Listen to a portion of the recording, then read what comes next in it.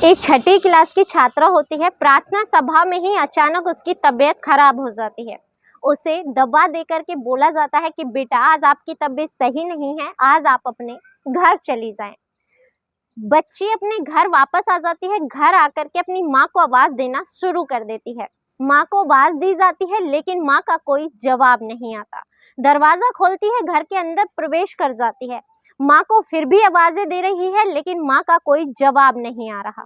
सोचती है शायद माँ घर पर नहीं है। घर के अंदर चली जाती है। जैसे ही घर के अंदर जाती है उसे घर से कुछ आवाजें आती हैं।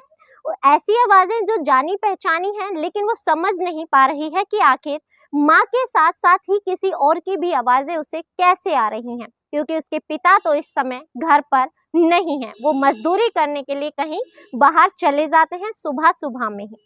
अभी बच्ची अंदर जाती है तो देखती है कि दरवाजे का जो कमरे का दरवाजा है वो बंद है, लेकिन अंदर से कुछ आवाजें आ रही हैं। इसी बीच लड़की दरवाजे के साइड में एक खिड़की होती है, खिड़की थोड़ी सी खुली होती है। खिड़की के अंदर से झांक कर देखती है तो क्या देखती है, उसकी माँ बिल्कुल नग्न अवस्था में लेटी हुई हैं और उनके साथ एक गांव का ही पुरुष साथ में बिल्कुल नग्न अवस्था में लेटा हुआ है, जो कि एक तरह से अवैध संबंध बना रहे थे, जिसे देख करके वो बच्ची अचानक से चौंक जाती है।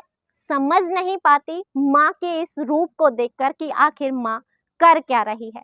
माँ को ऐसे उसने पहले कभी नहीं देखा था, और वो भी किसी और व्यक्ति के साथ में। वो समझ पाती, कुछ कह पाती उससे पहले थोड़ी देर बाद ही दरवाजा खुलता है। दरवाजा जैसे ही खुलता है बच्ची वहां पर बुत बनकर खड़ी होती है और गांव का ही एक जमींदार व्यक्ति उस दरवाजे को खोल कर निकलता है, और जैसे ही निकलता है उसकी नजर उस बच्ची पर पड़ती है। वो बच्ची को घूर कर ऊपर से नीचे तक देखता है और देख करके वहां से चला जाता है।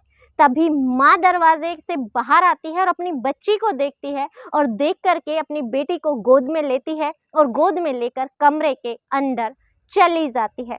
लेकिन ये छोटी सा वाक्या एक इतना बड़ा विक्रांत रूप ले लेता है जिसकी शायद किसी ने कल्पना भी नहीं की थी। सिर्फ यही एक ऐसी वजह थी जिसकी वजह से इतना बड़ा खौफनाक कदम उठा लिया जाता है, जिसे सुनकर आप सबकी रूह तक कांप जाएगी। आप भी सोचेंगे कि क्या कसूर था उस मासूम का। नमस्कार, मैं ज्योति गौड़, और आज की जो सच्ची कहानी मैं आपको सुनाने जा रही हूँ, ये सच्ची कहानी है बिहार प्रदेश की एक जगह लगती है पश्चिम चंपारण करके। यहीं की बात है। 15 दिसंबर 2022 के लगभग सुबह के 10 बज रहे होंगे। एक घर है, इसमें एक बच्ची है जो 6वीं क्लास की छात्रा है। इसकी जो माता पिता हैं वो गरीब परिवार से हैं, दूसरों के खेतों में मजदूरियां किया करते थे। इसी के साथ ही आज के दिन इसकी माँ को कहीं जाना है।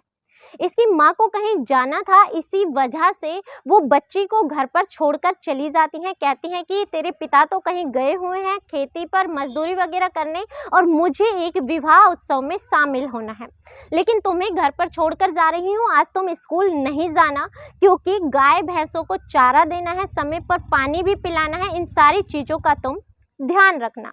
बच्ची घर पर रुक जाती है और माँ का बताया हुआ सारा कार्य करने लगती है। अभी लगभग 11 से 11:15 का समय हुआ होगा। गांव का ही एक व्यक्ति होता है, नाम होता है जीतन कुमार, जिसका पूरा नाम जितेंद्र कुमार यादव होता है। वो घर आते हैं और घर आकर के कहते हैं, आवाज लगाते हैं, तो वो बोलती है कि हाँ चाचा बोलो। वो बोलते हैं कि तुम्हारी माँ बोल के गई थी कि खेतों से, हमारे खेतों से चारा लेकर के आना है और ला करके तुम्हारी गाय भैंसों को खिलाना है। बच्ची बोलती है कि ठीक है चाचा, मैं अभी जा रही हूँ। इतना कहकर वो व्यक्ति तो अपने रास्ते चला जाता है और ये बच्ची अपने घर से निकल जाती है चारा लेने के लिए। अभी ये खेतों में पहुंची ही थी कि खेतों में जैसे ही पहुंची, वहां पर एक व्यक्ति पहले से मौजूद था। उसने उस लड़की का हाथ पकड़ा और हाथ पकड़कर उसे ईख के खेत में लेकर के चला गया। लड़की डर जाती है, सहम जाती है। लड़की को 2-3 थप्पड़ मारे जाते हैं और थप्पड़ मारकर उसे डराया धमकाया जाता है। बच्ची बुरी तरह से सहम जाती है, कहती है कि आखिर आप मुझे मार क्यों रहे हैं। वो बोलता है कि अगर तुमने चीखने चिल्लाने की कोशिश की तो इससे भी ज़्यादा तुम्हें मारा पीटा जाएगा। वो कहती है कि मैंने आखिर आपका क्या बिगाड़ा है, आप आखिर मेरे साथ ऐसा क्यों कर रहे हैं। वो बोलता है कि मुझे ज़्यादा बोलने वाले लोग पसंद नहीं हैं। मैंने बोला अपना मुंह बंद करके रखो, वरना पास में पड़ी हुई चीज़ तुम्हारे सर में देकर मारूंगा और तुम्हारा खेल यहीं पर खत्म हो जाएगा। वो लड़की फिर भी नहीं मानती, चीखती चिल्लाती है तो पास में पड़ा हुआ एक लकड़ी का गुटका होता है, वो उसके मुंह में ठूंस दिया जाता है। मुंह में ठूंसने के बाद अब वो लड़की चीख नहीं पा रही थी, लेकिन ठीक से सांस भी नहीं ले पा रही थी। अब वो व्यक्ति उसके बदन से एक एक कपड़ा उतारता है।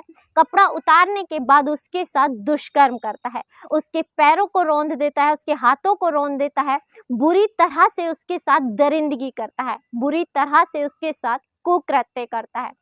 जब उसका मन भर जाता है, जब उसकी हवस पूरी हो जाती है, तो वो देखता है कि अभी भी लड़की जिंदा है, लेकिन किसी भी हिलने डुलने की स्थिति में नहीं है। इसी के साथ वो उसकी दोनों आंखें फोड़ देता है। लड़की की आंखों से खून बह रहा है, बहुत बुरी तरह से वो जख्मी हो चुकी है, पूरी तरह से मरणासन स्थिति में है, लेकिन प्राण अभी भी निकले नहीं हैं, सांसें अभी भी चल रही है। इसी के साथ ईख के पत्तों को इकट्ठा किया जाता है, उसकी तरह से रस्सी बनाई जाती है और उससे उसका गला घोट दिया जाता है। अब वो ईख के खेत से निकलकर झांक कर देखता है तो क्या देखता है कि आसपास दूर दूर तक कोई नहीं है। अब वो समझ जाता है कि इससे अच्छा मौका उसे नहीं मिलेगा इसकी लाश को कहीं और ठिकाना लगाने के लिए। वो उसकी लाश को उठाता है, साथ में उसकी यूनिफॉर्म को भी उठाता है। उसकी यूनिफॉर्म उस लड़की को उठा करके लेकर के जाता है। पास ही में एक जगह होती है हरहा नदी करके, उसी का एक किनारा होता है, वहाँ पर गीली मिट्टी होती है। आसानी से गीली मिट्टी को खोदता है, खोदने के बाद उसके अंदर उसको दबाता है, दबा करके मिट्टी से उसे ढक देता है और कुछ झाड़ियाँ उसके ऊपर रख देता है। रखने के बाद यूनिफॉर्म पास में ही फेंक देता है, उससे वो दबाना भूल जाता है। लेकिन जिस ईख के खेत से वो उसको ला रहा था, उसी ईख के खेत में चप्पलें वो भूल जाता है। अब जो 15 दिसंबर है, शाम में जब उसकी माँ आती है तो बेटी को ढूंढना शुरू कर देती हैं। बेटी कहीं नहीं मिलती, गांव में ढूंढा जाता है, अपनी तरह से हर तरह से कोशिश की जाती है। पिता आ जाते हैं, पिता भी ढूंढने की कोशिश करते हैं, गांव के लोग भी ढूंढने की कोशिश करते हैं, लेकिन बच्ची नहीं मिलती। 16 तारीख को जाकर 16 दिसंबर 2022 को थाने में रिपोर्ट दर्ज करा दी जाती है, लेकिन पुलिस वाले भी बोलते हैं कि 24 घंटे का समय दो, उसके बाद हम ढूंढना आरंभ करेंगे। इसके बाद 24 घंटे भी बीत जाते हैं, 16 दिसंबर की पूरी रात बीत जाती है। सिर्फ ईख के खेत में पता चलता है कि वो चारा लेने जाती थी, तो वहाँ जाकर देखा जाता है तो सिर्फ चप्पलें मिलती हैं, इसके अलावा कुछ नहीं मिलता। इसके साथ ही घर वालों की घबराहट बढ़ जाती है और अब पुलिस में 17 दिसंबर को कंप्लेंट लिखवा दी जाती है। अब गांव के लोग और पुलिस वाले ढूंढना प्रारंभ कर देते हैं। वहीं ढूंढते ढूंढते वो पहुंच जाते हैं हरा नदी के पास। वहीं पर एक व्यक्ति की नज़र अचानक से नदी के किनारे पर पड़ती है, जहां पर ताज़ा ताज़ा मिट्टी खुदी हुई थी। वो सोचता है कि इस जगह पर आखिर ताज़ा मिट्टी खुदी हुई कैसे हो सकती है, और मिट्टी खुदी है तो इसके ऊपर झाड़ियाँ कैसे पड़ी हुई हैं। वो जैसे ही उसके पास जाता है तो क्या देखता है, पास में ही उस बच्चे की यूनिफॉर्म पड़ी हुई थी। अब उनका शक गहरा जाता है, उस मिट्टी को खोदा जाता है और बच्ची की लाश को बरामद कर लिया जाता है।